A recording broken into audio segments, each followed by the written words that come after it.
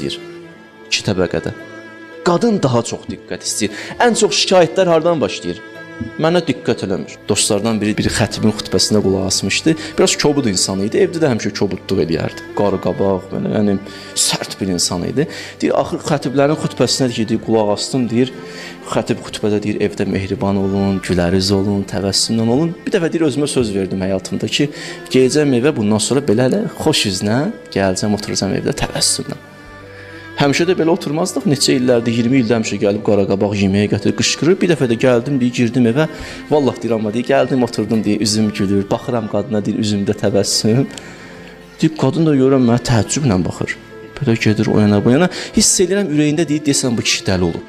Axır deyir, qayıtdı mənə ki, mənə niyə belə baxırsan sən?